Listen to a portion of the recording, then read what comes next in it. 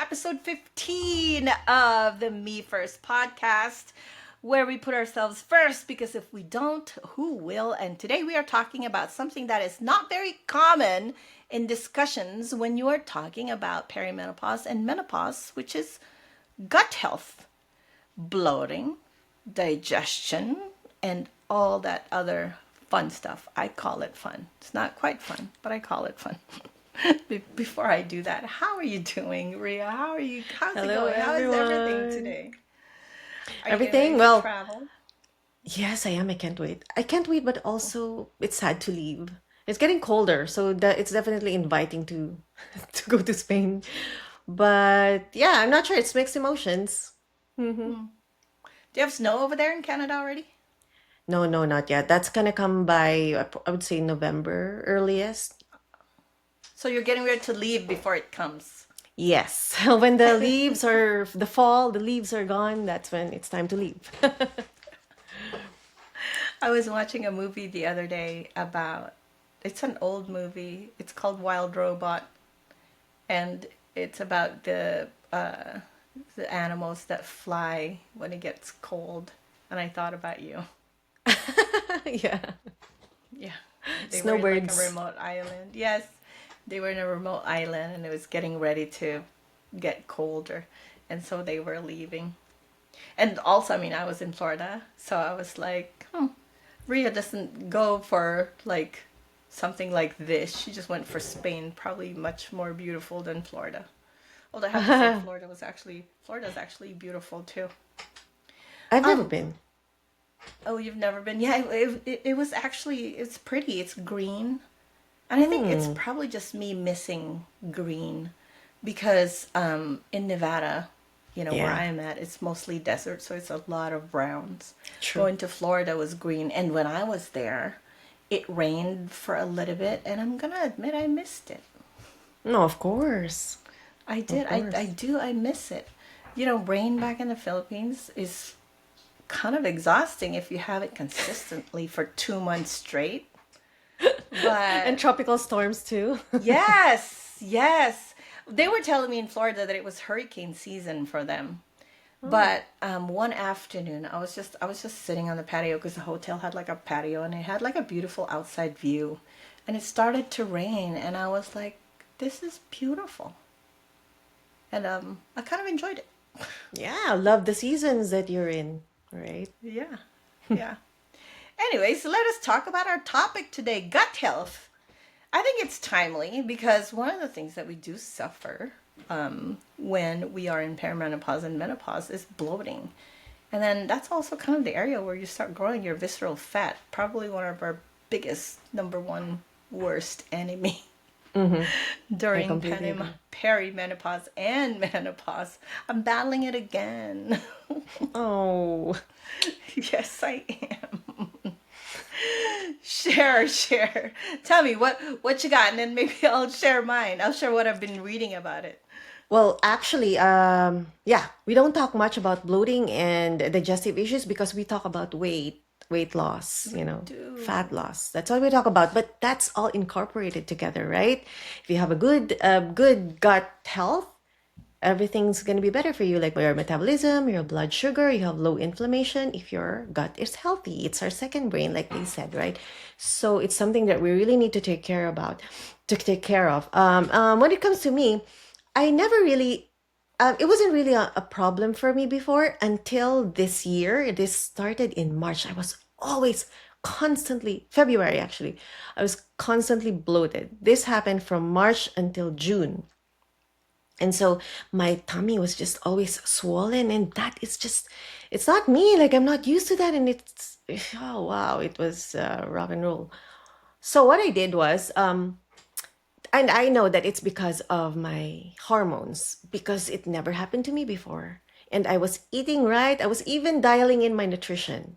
So I was telling you from our previous episodes that it's frustrating because I think like I'm doing everything right and nothing's happening.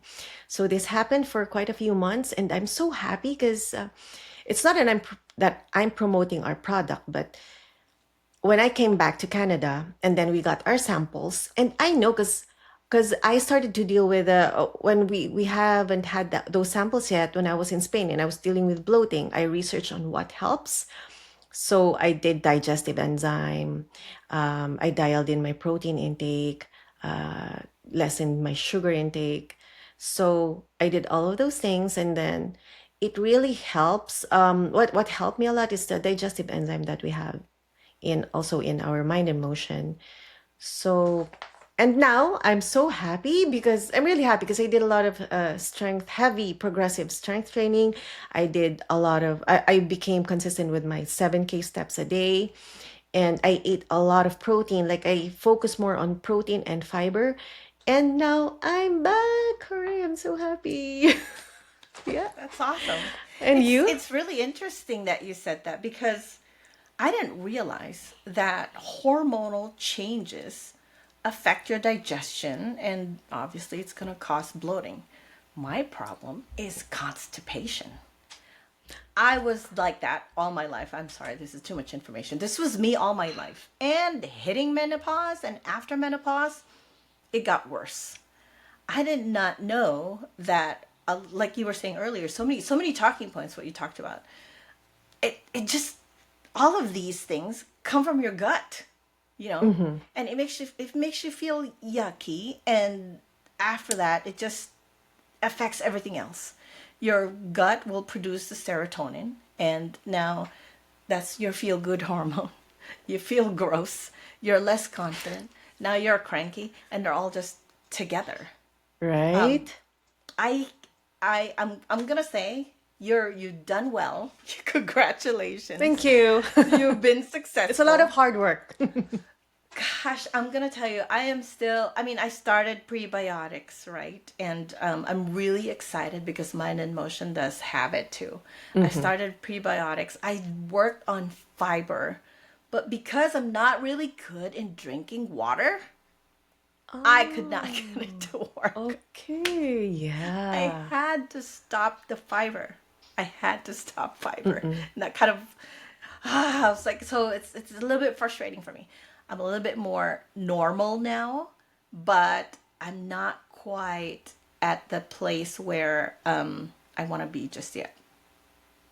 If that Mm. makes any sense. Yeah, yeah, absolutely. Absolutely. I have a friend here. She's gonna turn 40. I have two friends actually. That's their problem to constipation. Like sometimes they would go 7 days without. But this is a good topic that we should talk about because this is very, very important. Like during our one of our TikTok lives, we were talking about that, right? Yeah, 7 days is probiotics crazy. and fiber. Yeah, I can't imagine that. Like that's gonna be hard, right? Oh my gosh, I Yeah. feel like yes, I no, that's something I can't imagine. So I told her we don't eat fiber enough. It's I don't think we do. Like me and my husband, he keeps telling me, "No, you don't need a supplement because I don't take supplement because I cannot handle fiber supplement as well." But we don't. Like I was telling him, we need 25 to 30 grams of fiber a day, especially us in this state phase, post menopause, premenopause, menopause. But we don't. So let's say you eat a handful of broccoli, a handful of cauliflower. That's not even 5 grams of fiber. But one And that's apple a lot. is. Yes, and that's a lot, but it's not even. So you don't. I don't think I do. I don't think we're even eating like half of what we should be eating. So it's something that you have to be very, very consciously incorporating. Like eat an apple a day if you don't have any blood sugar issues, but you have to time it so it doesn't spike you don't get hungry and have sugar cravings. But one apple is 5 grams, half an avocado is 5 grams. So just eating those two in a day, you get 10 grams. So it's small steps that would help. Girl, you are telling me to put a little bit more work on my food. A lot of work. It is a lot of work. Do you keep a food journal? People keep food journals. No, not me, because just doing my thought journal every morning, I do that, but that's a lot of journaling for me already. So, It but I is. am mindful with what I eat. But you know what? That's information for me because, I mean, apples and avocados. I would do apples, but I don't know if I'm down for avocados. I know it doesn't taste. Culturally, we turn avocado into a dessert. I could probably start Yeah. thinking about that. But I don't imagine. having an apple a day. I don't know if I'm even down for an apple a day. I should Right? like whole apple for fiber. Mm. Like, how much fiber do you really need?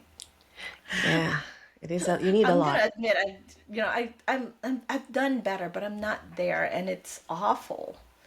And with all the hormone fluctuations that's happening, it is not helping anything because I'm not in the mood. I don't want to eat either that or I go with the extreme opposite and then I start to overeat.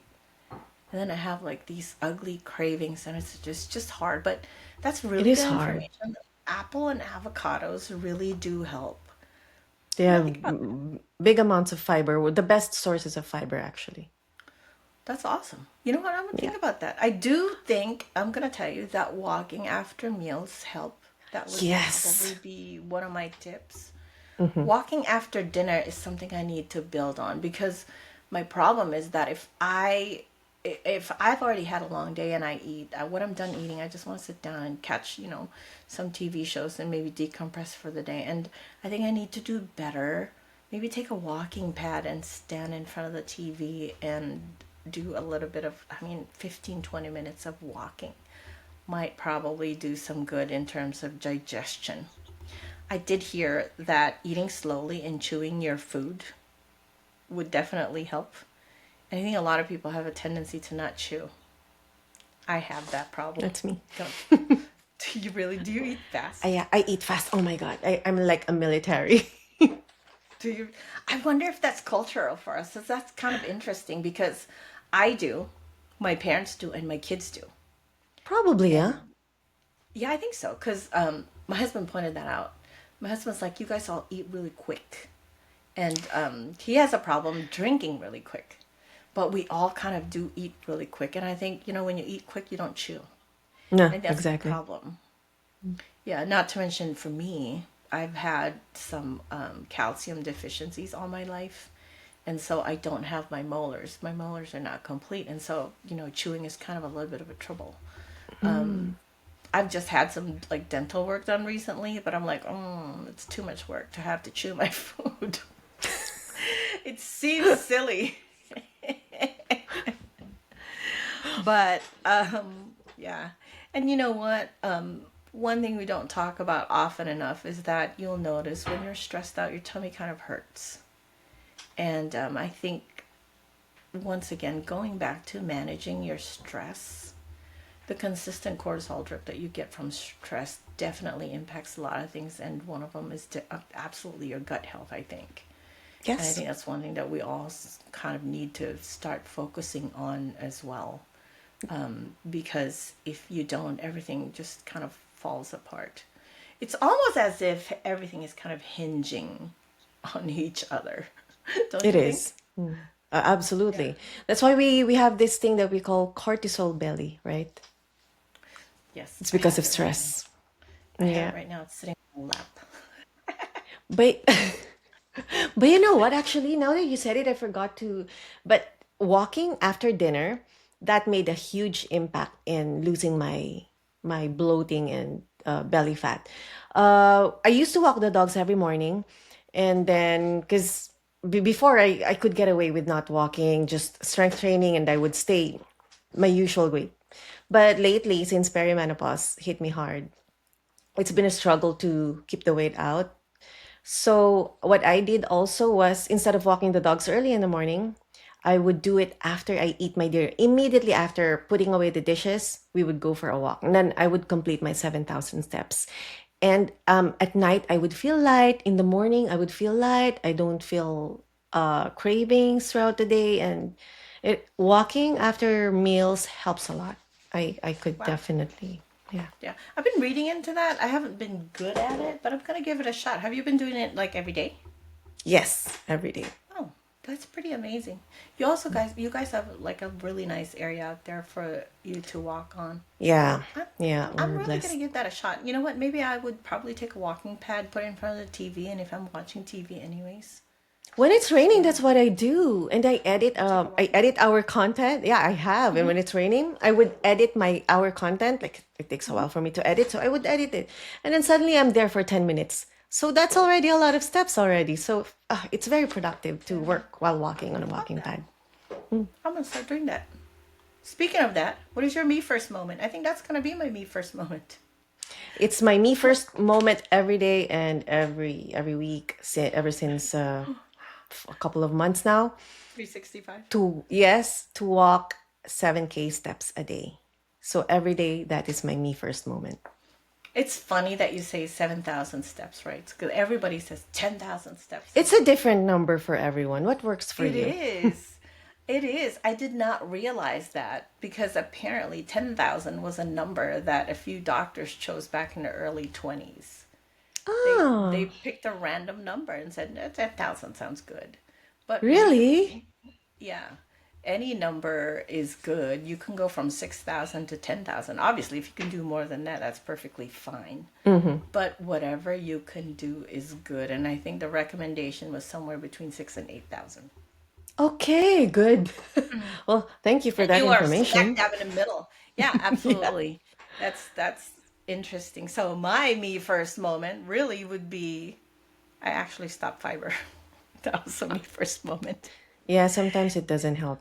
Mm. It doesn't. It made it worse for me. I that Mm-mm. one made me go like 3 4 days without, and Mm-mm. so I stopped, and now I'm kind of getting there. I'm not quite there yet, Mm-hmm. but I do need to kind of set a goal and probably make an active, cognizant decision to eat better instead of the Yeah. fiber. Yeah. I'm really awful Try. with food. I am, but I'm really awful with food, and having my mom here does not make anything better. But I will say that because she's around, I've been eating a lot more vegetables. Because she likes Good. vegetables. That's your fiber. Yeah, but it's like a whole lot of Filipino vegetables. We'll I get know, better. huh? We'll get better. We'll You will. definitely get better. Yeah. We'll definitely get better. But, anyways, wrapping up on episode 15. Your gut is talking to you. You need to listen, not just when your tummy is grumbling. We will see you again next week. Don't forget to tag us, Me First Podcast. Join the Me First movement. Follow us. Subscribe to this podcast. We are on all of the socials at the Awendra. We are on TikTok. We are on Facebook. We are on Instagram. Watch our videos, and if you comment VIP, we have some goodies for you. So whichever socials you connect with, comment VIP because we have a product release that's coming up at the end of October, and who knows, you might get to be part of our testers or maybe our new, what do you call them, beta team members. Be a Yeah. founding member of the Me First movement and beta testers for that product. And that is all for us on this episode. I wish everybody have a wonderful, wonderful week, and we will see you next time. Goodbye.